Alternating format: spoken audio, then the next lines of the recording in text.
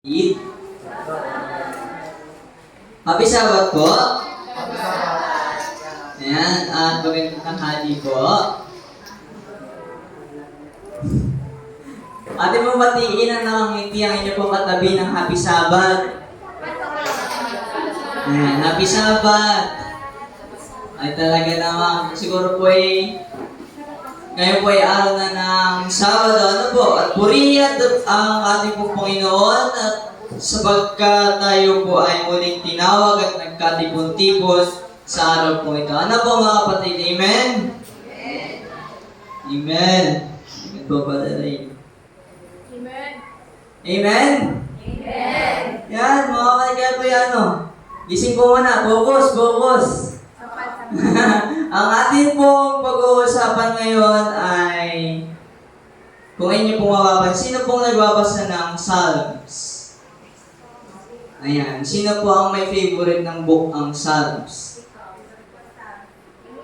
Ano po sa Tagalog ang Psalms? Mga awit. Yan. Sige po, ito po ay nabasa ko within the realization and upon the discussion by Pastor Caleb, by Pastor Caleb Jasper Lumingkit. Ano po?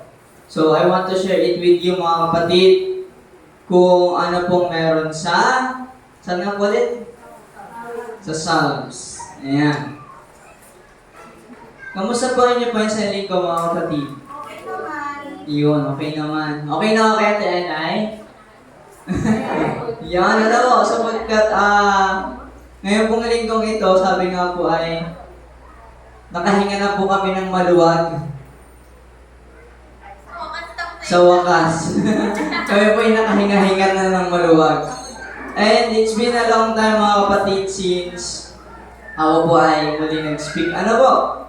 Ngayon po mga kapatid, sabi po ni Father Ampet kanina, bumulo po si Father Ampet, sabi, 25 minutes. Ray, paano mo pagkasyahin yan? Sabi ko po pagkakasyahin po natin, Father Ampet. Ano mo pagkakasyahin?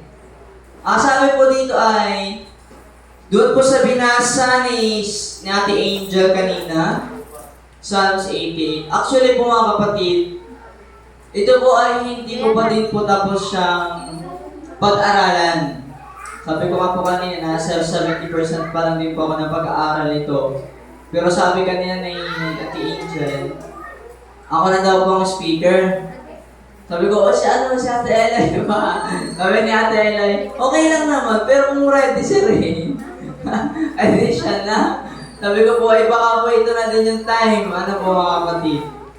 Sabi ko, sige po, I will not speak for myself, but God will speak for me. Ano po? And sana at nawa po ang banal na Espiritu pong atin siyang maramdaman ngayon pong araw ng Sabado ito at sa matapos po ang araw po ng Sabado. Hindi po itong oras na ito ha. Hanggang matapos po ang araw ng Saturday. araw po ng Sabado. dahil pong araw ng Sabado ay Pahinga. half day po ba? Half day. Whole day. Sige po mga kapatid, let's start po. Bago pa tayo magsimula, tayo po'y manalangin. Dakilang Ama na makapangyarihan ng kapuso lahat, kami po'y muling lumalapit sa inyo. Kami po'y muling humihingi ng katalinuhan at kalakasan sa inyo pong pangalan. Nang sa gayon po ang aming pong pag-uusapan, sa maikling oras na ito ay maitanim sa amin puso, sa aming pong puso at isipan. At maging lesson po sa amin pong maintindihan ang nais niyo pong ipabatid sa bawat isa po sa amin bilang isang mga Kristiyano na nagpapagamit sa inyo pong malawak na gawa. Kayo po magsalita para sa aking Panginoon at ang banal na Espiritu po ang siyang aming maramdaman sa dakilang pangalan po ng inyong pong anak na si Jesus. Amen.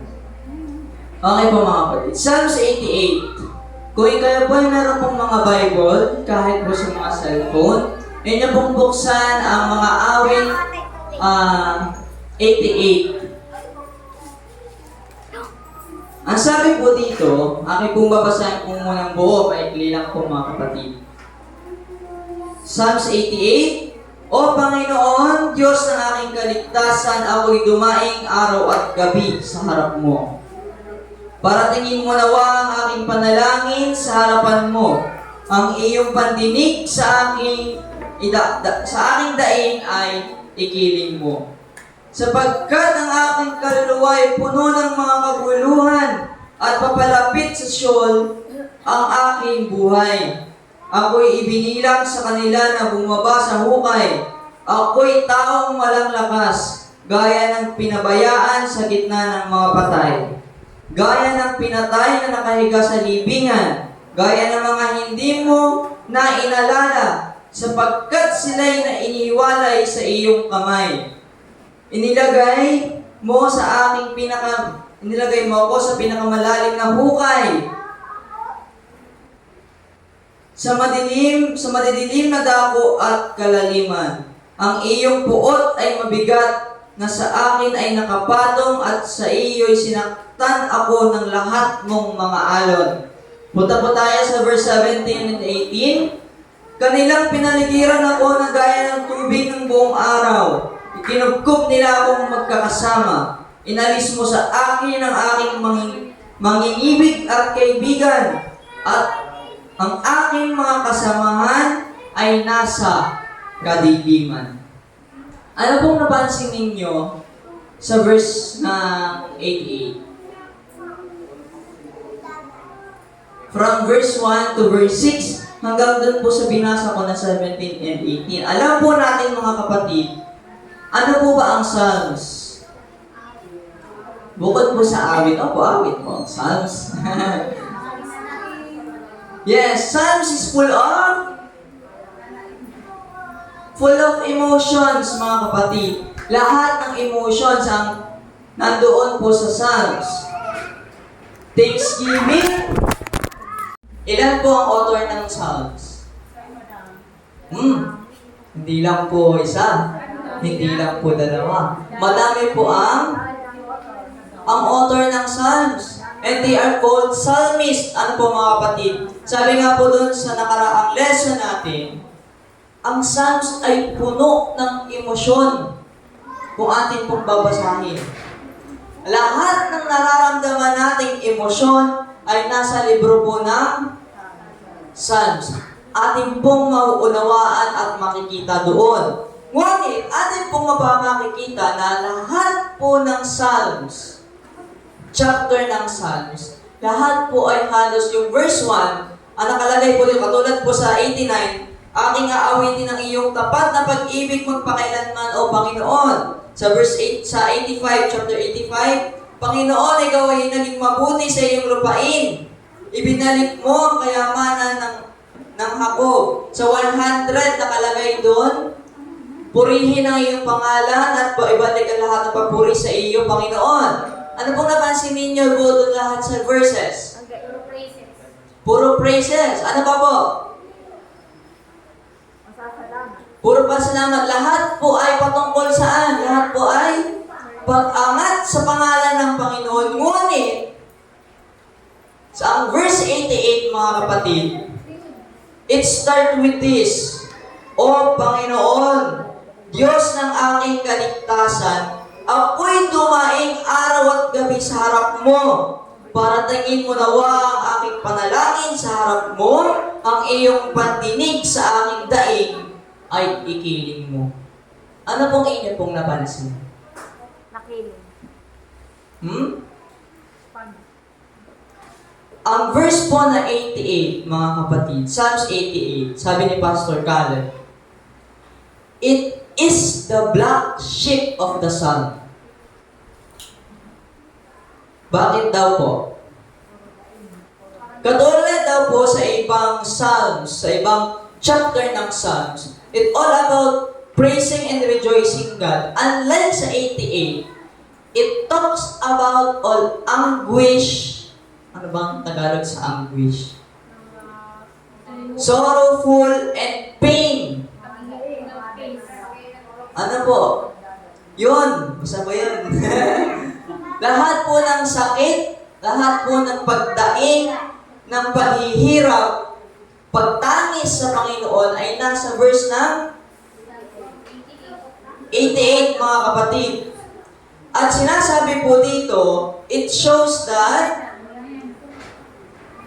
These psalms ended on a bleak and despairing description of the psalmist's situation. Ibig sabihin, nagtatapos daw po yung verse 88 sa hindi magandang sitwasyon o patuloy pa rin tumutungkol sa mahirap na sitwasyon ng psalmist. Ng psalmist na iyon. It ended in darkness. In his constant prayer for help and comfort, heaven's only answer in the silence of God. Makikita po natin, kung babasahin po natin buo yung verse 88, kung ako po inyong sinusubaybayan o nasusubaybayan, lahat po ng pagtangis ng psalmist na ito ay sinabi niya sa Panginoon, and yet walang sagot ang Panginoon, mga kapatid. Naramdaman niyo na po ba yun? Minsan niyo na din po bang tinanong, Lord, bakit ang sakit? Panginoon, Lord, do you even really care for me? Naranasan niyo po ba yung itanong? O naranasan niyo po bang maisip sa inyong sarili, mahalaga ba ako sa Panginoon? Bakit ko ito naranasan? Bakit ko ito nararamdaman kung mahalaga ako sa Panginoon? Kasi, tao. Natanong niyo po ba yung mga kapatid? Have you ever experienced that kind of situation? Na, bakit ganon? Na naramdaman niyo na rin po ba mga kapatid, na kahit anong gawin yung tawag sa Panginoon, yet you didn't feel that He is there with you. Naranasan niyo po yun? Oh, yes. Na kahit, Lord, I am pain. Lord, ang sakit. Lord, ang hirap. Lord, I'm here. And yet wala kayong nakukuhang sagot, mga kapatid. Naramdaman niyo po ba yan? But despite ng ganun po, mga kapatid, yung verse ng 88 na to, if you ever feel that, pag binasa niyo po yung 88, ang mararamdaman niyo po dito is sakit, Oh, kalungkutan. Because that is all the psalmist talking. Pero ang sabi po dito is, at the first time, it will feel uncomfortable, especially after reading the part where the psalmist blames and accuses God as the source of his misery and pain. Sabi nga po doon kanina, ang iyong puot ay mabigat na sa akin ay nakapatong, at iyong sinaktan ako ng lahat mong mga alon. Sa una, mga kapatid, hindi mo maramdaman na pinupuri niya yung Panginoon kasi ang sabi ng psalmist, parang pinapakita niya na lahat ng paghihirap niyang sitwasyon sa buhay ay nanggaling sa Panginoon. Nagagets niyo po? But if we read for the second time ang Psalms 88 at aaralin natin siya, iintindihin natin siya, this will be the point, mga kapatid. Una, bibilisan ko na po. sige. One should understand that the book of Psalms is also filled with songs that vividly describes as a human response to God's dealing. Una po, mga kapatid, alalahanin natin na ang Psalms ay puno ng emosyon. Kaya po guys, yun ang sinulat ng Psalmist. Ating pong matatanong, bakit kaya gano'n yung pagkakasulat ng Psalms 88 na parang sinisisi niya ang Panginoon dahil naramdaman niya yung gano'ng paghihirap. Kung inyo po mapapansin, ang paghihirap po ng mga Psalmist sa Psalms, sa pagsusulat nila is hindi biro. They are crying, they are longing for God to help them because they can't help themselves. Just like us, mga kapatid. Kahit ba ako nararamdaman ko yun minsan. I am longing for Him because I know that I can't help myself. This human's responses through picturing the frailties of human's experience also offer a glimpse of the beautiful heart of God. Sabi po dito, ang Psalms, kahit na po ganon, yung reflection ng Psalmist, yung pagtangis ng Psalmist, na ang mababasa lang natin sa 88 ay walang iba kundi paghihirap at kasakitan. Wala pong nakalagay sa Psalms 88 na pinuri niya ang Panginoon. Na sinabi niya, "O Panginoon, purihin ang inyong pangalan." Wala po mga kapatid. Tanong bakit? But this also shows how beautiful the heart of God. Bakit po kaya mga kapatid? Kung maganda ba yun, silent nga si God, hindi ka nga sinagot, di mo nga siya makakita. Sabi po dito mga kapatid, number 2, the Psalm should be read in the context of one's relationship with God. And we need to understand that the author, at kailangan daw po natin maintindihan na ang nagsulat nito ay malapit sa Panginoon, na kaya niyang ipakita sa Panginoon na, Panginoon, ang mahina ako. Kaya niyang sabihin na, Panginoon, ganito po yung aking nararamdaman. He is honest, mga kapatid. Hindi siya nagbakasak, hindi siya kunwari na siya malakas. But the psalmist is so close to God that he can be vulnerable and honest to Him. Tigas ay. Okay lang yan, man. Ano po mga kapatid? And that is why we will see how beautiful the heart of God. Minsan na din po ba kayong nagsabi sa Panginoon ng tunay at tapat? Nagaling po sa inyong puso na, Panginoon, ganito po ako, ganito po yung naranasan ko. Panginoon, ganito po yung nararamdaman ko. Hindi ko po alam ang gagawin. Tulungan niyo po ako, Panginoon. Nararamdaman niyo po yun? Na-experience niyo po yun? If not, mga kapatid, maybe this is the time for us to be honest and be vulnerable with God, to God. As the psalmist writes, ano po? 3. He doesn't ask for your perfect performance. He only asks for you. To 99% to your Walang ibang hinihiling ang Panginoon, mga kapatid. Hindi niya tinatanong, hindi niya hinihingi sa atin na, "Ito, kailangan mo itong gawin, kailangan mong maging perfect para sa akin." Ang hinihiling ng Panginoon, mga kapatid, ay ikaw mismo ang lumapit sa Kanya. Ikaw mismo ang magsabi sa Kanya, "Panginoon, hindi ko na kaya. Panginoon, ang hirap." Yun yung hinihingi ng Panginoon. God is asking for you, not for your works. Not for your performances. Ano po mga kapatid? Number 4. Not all the stories. These Psalms remind us that not all the stories end with happy endings. So the Psalms reminds us that not all the stories end with happy endings.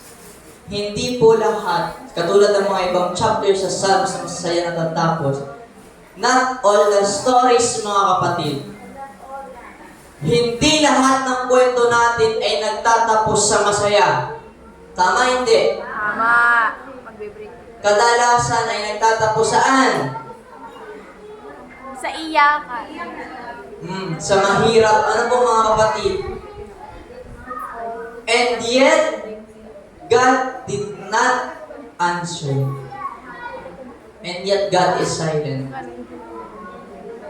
Naramdaman mo yan, Hana? Yung gano'n? Kahit anong gawin mong tawag sa Panginoon, hindi mo siya maramdaman.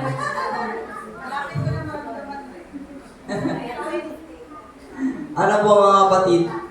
Active. Pero sabi dito, pinapaalalahanan tayo ng Psalms 88, despite of the agony, despite of the pain and sorrow ng psalmist na yun, it reminds us that not all the stories ends with the happy endings, but all the stories, it is limited and narrow in the human perspective. And nor are all prayers affirmed. Na hindi lahat ng prayers ay natutupad lahat. And God has the reason for it. 5. True well-meaning Christians, try your best to separate evil from God. Yes, mga kapatid. Tama po ba? We are trying to separate ourselves. We are trying to separate the evil from ourselves. Di ba ba? Psalmists point us that sometimes no explanation would be enough to explain God's silence. May mga time, mga kapatid, at sa Psalms 88, pinapaalahanan din tayo na walang ibang makakapagpaliwanag kung bakit tahimik ang Panginoon sa panahon ng ating paghihirap. Kundi Panginoon at Panginoon lang ang makakapagsabi.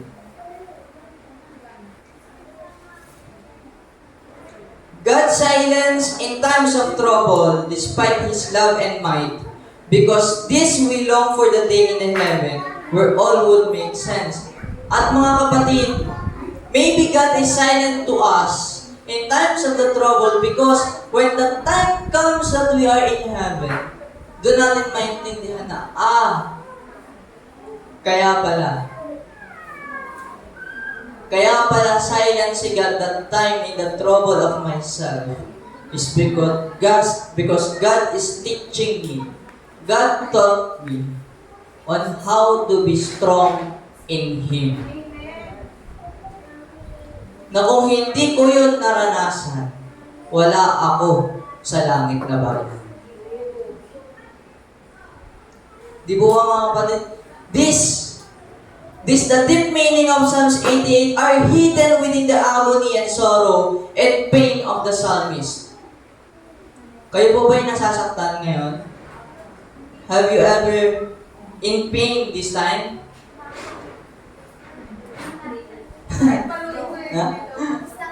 Tapos na? If ever mga kapatid, this is the time that we need to understand kung bakit natin naranasan. 6, we must understand who God is, even though we don't understand our situation. Kailangan daw po nating maintindihan, malaman kung sino talaga ang Panginoon kahit na gano'n yung nararanasan natin. Di po ba sabi din doon sa Psalms nalimutan ko lang anong verse, sabi po doon, we need to be thankful kahit daw po tayo nahihirapan. Madali po bang gawin yun? Lahat ng problema nakapatong sa'yo, tapos sabihin mo, thank you Lord. Kasi ang dami kong problema. Walang sukulay. Kaya niyo po bang gawin yun? Minsan, di ba ba? Mahirap gawin, pero yun po yung sinasabi sa atin. Just like Job, that he is being thankful despite of his situation. Sabi po sa number 6, the psalmist, despite his situation, still called God the God of salvation. Kahit daw po ganun yung nararanasan ng psalmist. Kahit po ganun yung nararanasan natin mga kapatid, we should call God. Kailangan po natin tawagan ng Panginoon. Kahit sa yung psalmist po, kahit ganun yung nararanasan niya, tinawag niya pa rin na ang Panginoon ay Panginoon ng kaligtasan. That we should do and be reminded, mga kapatid. Number 7, sa pagbabasa daw po ng Psalms 88, sa perspective ng Panginoon nang siya'y ipinako sa krus, atin daw pong alalahanin, and it's showing us that He knows our difficulties because He Himself bore the sins. Mga kapatid, na anuman daw po yung pinagdaraanan nating mahirap, mabigat at masakit, atin pong alalahanin na ang Panginoon ay dumaan din ng mas matindi pa sa sitwasyon na meron sa atin. And yet, God is, kumbaga po, ay pinagdaanan na yun ng Panginoon at ang Panginoon po ay nagtagumpay. At ganon din tayo dahil tayo po ay anak ng Panginoon. God is telling us to us that my child, I've been there. Hindi ko kayo ilalagay sa sitwasyon na hindi nyo kaya. God is telling us that, anak, kasama mo ako sa umpisa hanggang sa huli. Hanggang huli ng paghihirap. Di ba? Walang hindi, ito po lagi ko din pinapaalala sa sarili ko, mga kapatid. Sabi ko, walang hindi sinisimulan ng Panginoon nang hindi niya kayang tapusin.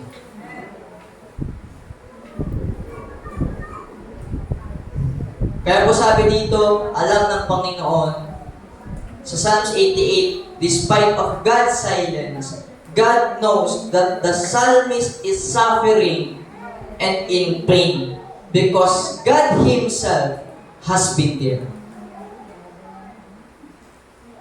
And number 8, lastly, this Psalms is brutally honest cry of confusion and despair to God. Ang Psalms 88 po talaga ay puno ng paghihirap at pag-iyak sa Panginoon. Wala siyang ibang sinabi, mga kapatid. Wala siyang ibang sinabi sa Panginoon, kundi lahat ng paghihirap niya. And sabi po dito,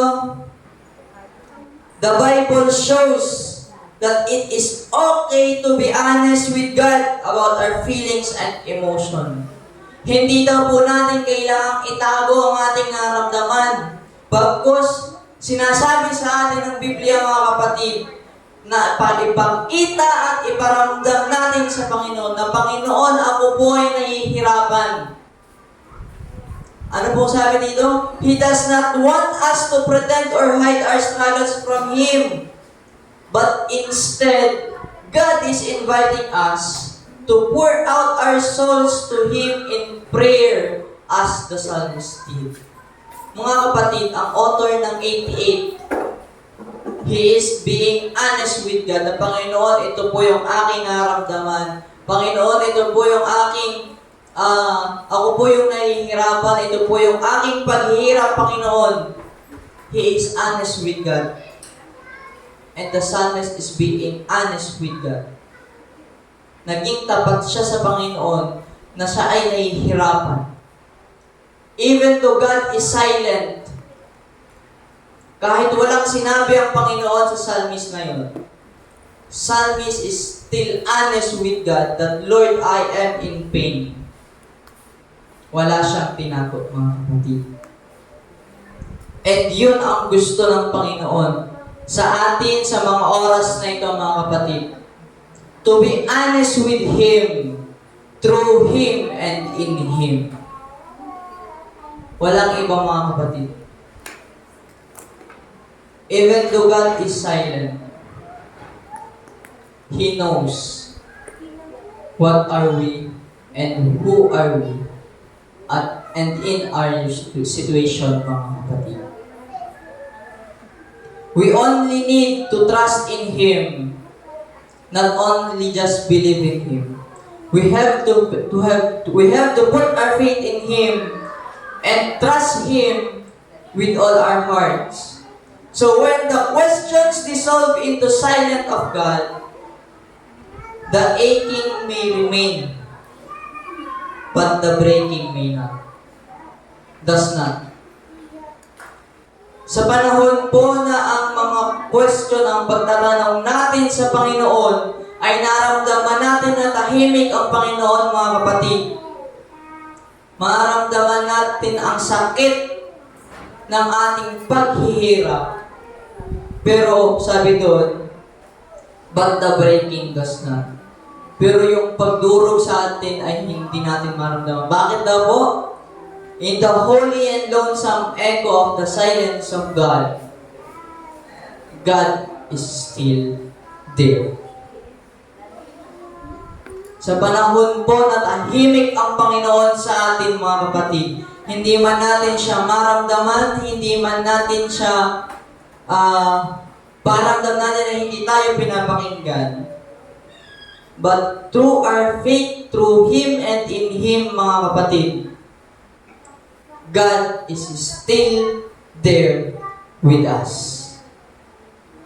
Ang sabi po doon, sa 1 Samuel 16:7, ano daw pong kailangan natin gawin? For the Lord sees not as man sees. Man looks on the outward appearance, but the Lord looks on our heart. Tumitingin ang Panginoon sa ating pong mga puso. At kailangan po nating buksan ang ating puso, papasokin ng Panginoon at manirahan siya sa ating mga kapatid for us to have faith in Him and through Him. Ano po mga kapatid? At sabi po doon, sa pagbubukas, sabi po ng ating pong mga puso at paglalagay ng tiwala sa ating Panginoon na kung tayo'y nararanasan natin ang mga paghihirap na yun at siya'y tahimik, always remember that God has been there through us. Sa Proverbs 3 verse 5, trust in the Lord with all your heart and do not depend on your own understanding. And sa Psalms 51 verse 10 to 12, sabi po doon, create in me clean heart, O God, and renew us right spirit within me. Nawa po mga kapatid, sa pagbasa natin ng Psalms 88, I am encouraging you to read the Psalms 88 also mga kapatid. Kahit po agony, sorrow, and pain ang nasa 88, may we understand that the psalmist is being taught by God on how he is being honest with Him, on how he is being stronger in Him. And God is teaching that psalmist that God may say, this is my child who is honest and who is in me. Honest. And God is teaching the psalmist on how he is being stronger in faith. And lagi po nating alalahanin ba mga kapatid, actually ito ngayon tama din po to sa akin. Always remember mga kapatid that when God is silent to us, He is teaching us to be stronger and to trust in Him as Lord our God and Savior. That when God is silent in us, God is teaching us to be honest and to have trust in Him. Always remember po mga kapatid, na ang Panginoon hindi niya tayo iniiwan. Maaring tahimik ang Panginoon sa lahat ng paghihirap, pero kailanman hindi tayo iniwan ng Panginoon. Happy Sabbath po mga kapatid at magandang tanghali po sa atin.